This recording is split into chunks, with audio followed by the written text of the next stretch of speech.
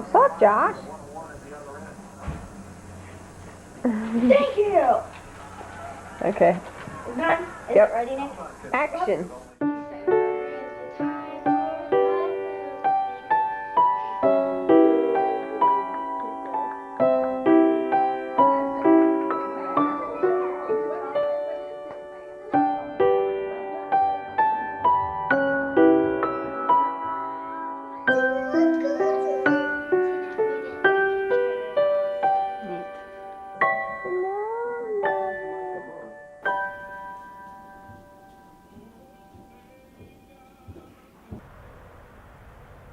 For 20 years, this house, tucked away in a cul-de-sac in Florence, Kentucky, was where I grew up with my family.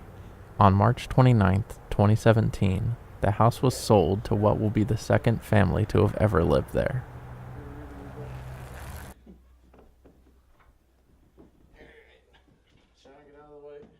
And even though I no longer lived there myself, I struggled to comprehend why losing the house made me feel so melancholic. Determined to make sense of my own feelings and to see if I wasn't alone, I sought advice from the only other people who knew 92 Surrey Court as well as I did. My family. And what came from it is a love letter to the house I grew up in.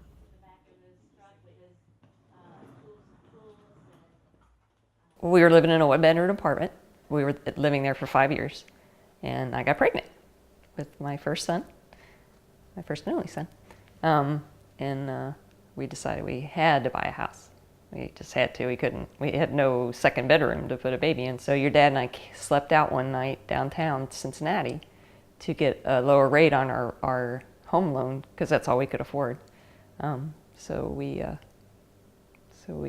slept out and got in the door and was the second to the last people to get the lower interest rate to be able to afford our house, because we wouldn't have been able to afford it if we didn't get that government help.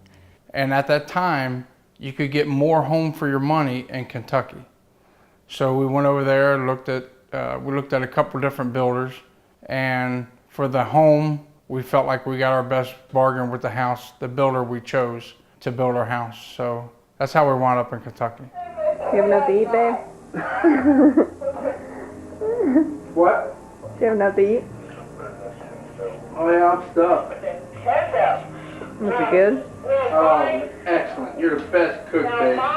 Ooh, I've got that on tape now. Well, we've known each other since junior high. There was a tragedy at our school. There was his best friends were in a car wreck, and two of them were killed. And one of the girlfriends, was killed. And so he was very upset, and he was very close to my volleyball coach, who I hung out with all the time in the gymnasium in high school. And I went to Mrs. Smith's office. We called her Smitty. And when I walked in her office, I was wanting to talk to her. She wasn't there, but your mother was. And she was tossing a volleyball up against the wall, because she played volleyball at high school. And we got talking, and one thing just led to another. And we just hit it off. We went on our first date, and I think after our first date, we both knew that it was us forever. Next thing you know, here we are, 2 kids, 2 grandkids, and living out in the country. How a kid from Northside got to the country, I don't have a clue. Inside, it's gold, it's mine, mine, mine. Get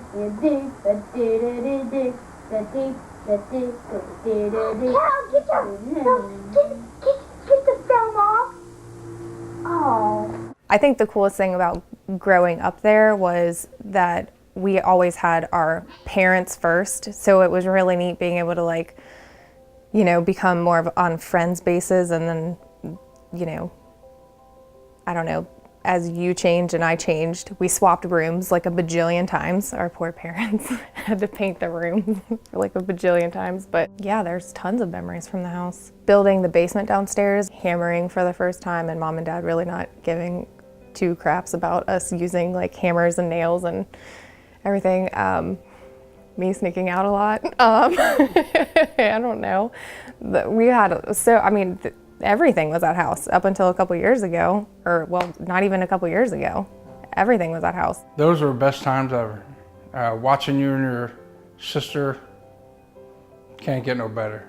Seeing you guys, you know, as kids growing up and just loving every minute of it. Some of the memories I have are because we didn't have any furniture in the two front rooms, the living room and the dining room.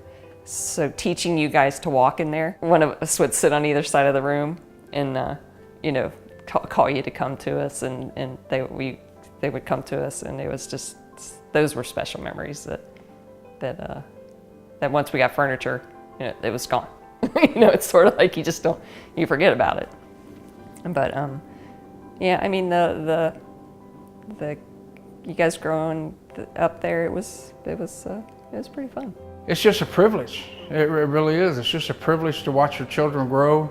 You try to make your family as good and strong as you possibly can. Make sure there's a lot of love there. That's important. Love and laughter. That makes everything. It really does. If you can have fun with each other, laugh, and love each other, and care for each other, and show respect to each other, it goes a long way. Where's the blanket?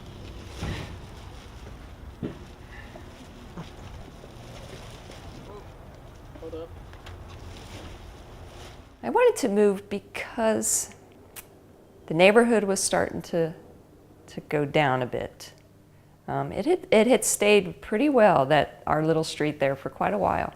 It was almost like it was starting anew. The older couples were moving.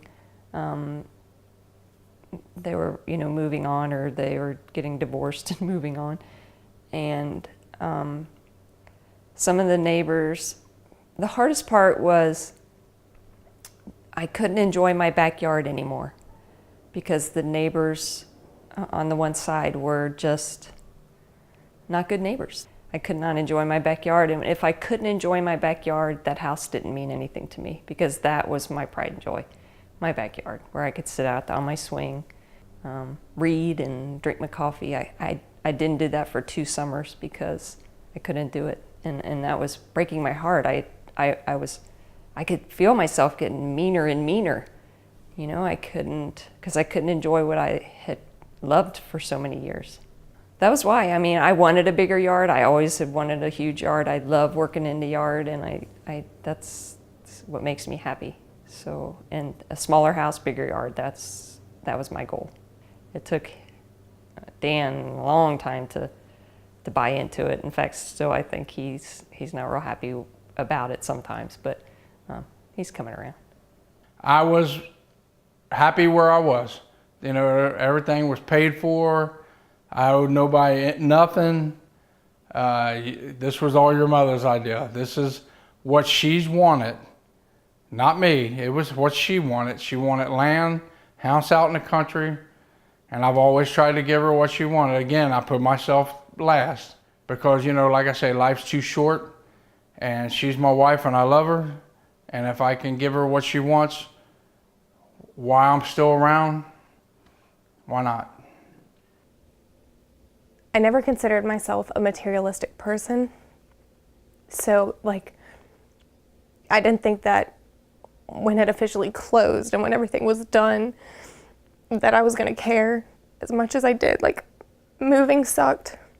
The whole process of it sucked. Seeing everything packed up and gone was really hard. Like, yeah, the memories are there, but it was nice to be able to go there because it was comfortable and it felt like home. It was all I ever knew. So it was like, you could just walk in and, I don't know, you could do whatever you wanted because it was home. Even though their new house is nice, and I know that I'm comfortable there too, it's just not the same feeling. It's not all I've ever known. Now that my makeup's all screwed up. It's okay, it's okay. I don't have I know some people just are devastated to leave their homes when, you know, they've lived there for a while. And I think, to me, that just seems so odd. It's just a structure. You know, your children, your memories are what come with you. It's not the house, you know what I mean? It's the memories, it's the pictures, it's the movies. The memories that you made there aren't gone just because you're not at that house. You know, they're still in your head. They're still in your mind and your soul, you know. So I don't miss the house. I don't. I loved it when I was there, but I'm glad I'm not there now. Finding comfort in knowing that the loss of a tangible object doesn't erase its memories took a while, but with the help of my family, I found it. The last part was to say goodbye and thank the house for how it changed our lives. Dear 92 Surrey Court, thank you for being a strong home.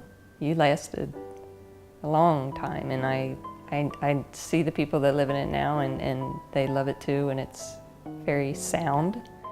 You allowed us to enjoy something that we never thought we could really have, our own home, a nice home. Thank you for making my kids have a home, because I know a lot of their friends didn't. And thank you, 92 Surrey Court. Dear 92 Surrey Court, thank you for all the years you provided for me and my family, the joy that we had there, and you providing a safe place for them to grow up in, and they felt safe in. Watching my children grow up there, my grandchildren, having fun there. So many memories, all the parties we had, and even at that place, I still got fond memories of my father being there. So nothing but good memories, and 92 Surrey Court was the best, no doubt about it. Dear 92 Surrey Court, thank you for always being the roof over my head, for keeping all of my secrets when I was a teenager,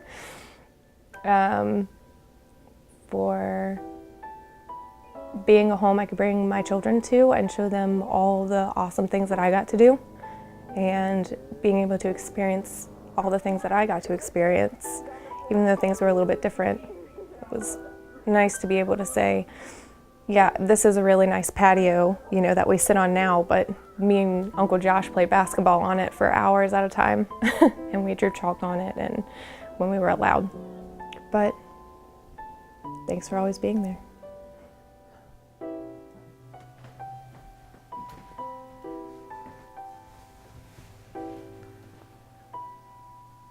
Dear 92 Surrey Court, thank you for being my safe haven in the first chapters of my life. Because of that, you afforded me the opportunity to discover the kind of person I was going to be, and I will always be grateful for that. The day we left the house to another family so they can start making their own stories there, I revisited each room and reflected on all of the memories.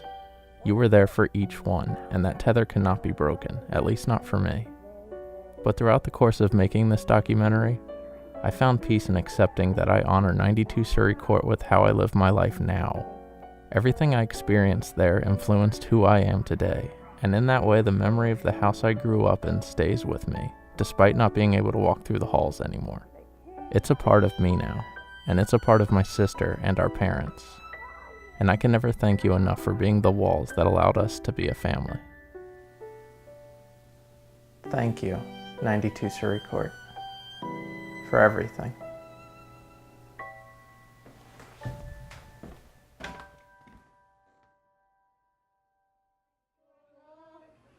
December is the time for lots of love. December is the time for love. Sing joy, sing joy. Let everyone sing joy. Sing joy, sing joy. Let everyone sing joy. December is the time for love. December is the time for love. December is the time for laughter. December is the time for love. That's it. You guys are too silly.